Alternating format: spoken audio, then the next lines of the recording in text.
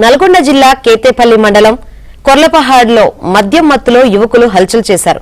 Toll ప్లాజాలో నకిలీ police ID card చూపించి తమ వాహనాన్ని ఫ్రీగా వదిలివేయాలంటూ రద్దు చేశారు. గొడవ వీడియో ప్రస్తుతం సోషల్ మీడియాలో వైరల్ గా మారింది.